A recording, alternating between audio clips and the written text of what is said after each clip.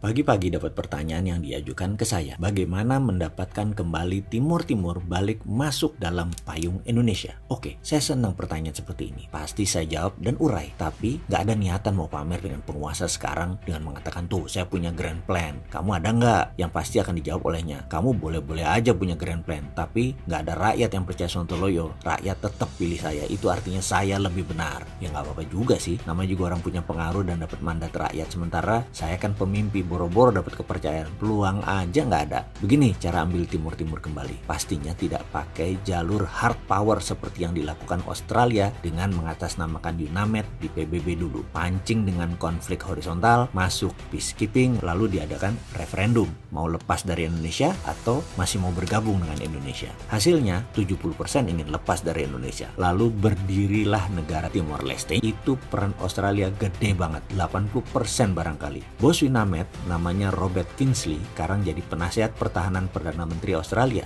Jago geostrategik. Timor Timur salah satu prestasinya. Setelah itu sedot aset Timor Timur berupa cadangan gas alam di celah timur yang berjumlah 10 triliun kubik feet. Biaya operasional ambil Timor Timur lewat. Untung besar itu Australia. Strategi pengambilan Timor Timur tidak menimbulkan gejolak politik dan gejolak keamanan di kawasan ASEAN. Sama seperti Crimea yang diambil Rusia baru-baru ini. Itu juga yang diskeneriokan kalau pemerintah Indonesia tetap ngotot ganggu pendapatan McMoran dari Freeport, maka Amerika pinjam tangan dengan menciptakan konflik horizontal di Papua. Lalu peacekeeping masuk dari PBB, kemudian referendum. Mau merdeka atau tetap dengan Indonesia? Wih, pastilah pengen merdeka. Untung saja ternyata ambilnya saham Freeport tersebut tidak membuat McMoran rugi, malah Indonesia yang bisa rugi. Jadi skenario caplok Papua nggak jadi. Saya juga heran dengan ide ambil saham Freeport. Kenapa nggak naikin pendapatan negara dengan cara lain? Kenapa tidak bagi hasil finish produknya? Minta bagian dari emasnya. Jadi kita Indonesia bisa printing money, cetak duit. Sudahlah, ide saya pasti geblek dan sontoloyo. Pasti nggak ada yang percaya. Tapi akan nyerah nggak memberi ide untuk negara? Ya enggak lah. Kita balik ambil Timor Timur saja deh. Gimana caranya? Pertama, kita mengatakan kepada Timor Leste, wahai Timor Leste, kamu buat proyek, project creation, dan ini ada uangnya. Setelah proyek diciptakan, kita Indonesia menyiapkan pendanaan, pakai pinjaman tentunya. Kita harus untung dari cost of fund. Jangan terlalu tinggi, nanti mencekik. Jangan terlalu rendah, nanti Timor Leste-nya profit. Bikin Timor Leste jangan hidup tapi jangan mati. Itu prinsipnya. Lalu, proyek itu harus dapat sovereign garanti atau jaminan negara. Jaminan B2B, business to business, nggak bisa ngikat APBN Timor Timur. Boleh semi sovereign garansi, yaitu pakai BUMN Timor Timur. Karena BUMN kan punya negara. Kalau default, gagal bayar, ambil jaminan negaranya. Pokoknya jangan swasta Timor Timur aja yang punya proyek. Jadi pihak Indonesia akan menyiapkan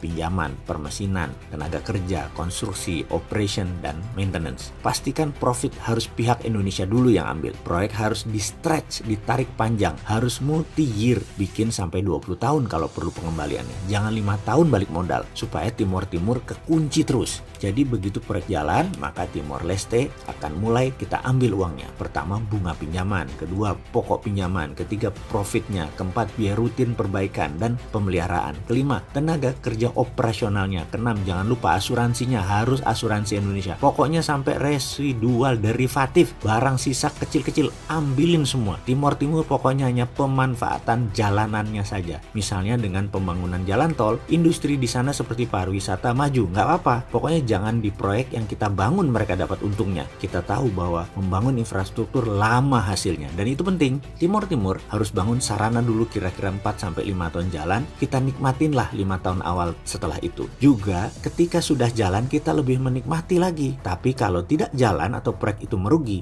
ini enak, kita ambil. Enaknya karena kita sudah balik modal dalam 5 tahun. Proyek dibikin nyicil multi-year sampai 20 tahun kalau perlu Timor Timur nyicilnya. Project creation tersebut kita idekan terus-menerus ke Timor Timur sebanyak-banyaknya sampai yang nggak perlu-perlu. Seperti punya 2 bandara internasional, bangun terminal, bangun 3 pelabuhan, bangun jembatan ke daerah yang sepi penduduk kalau perlu, pindahin ibu kota juga kalau perlu, bawa pejabatnya, lihat LRT dan MRT di Indonesia biar terpukau, lihatkan pabrik penghasil gerbong kereta kita, buatkan rel kereta keliling Timor Leste, semua dibangun aja. Dan itu versi pertama untuk pasang kaki. Ada versi kedua membuat lebih cepat lagi kuku Indonesia menancap di Timor Timur, lebih dahsyat lagi strategi. Minat untuk tahu? Sebenarnya nggak usah dikasih tahu sih, pasti tahu. Kita coba merenung apa yang terjadi di Indonesia.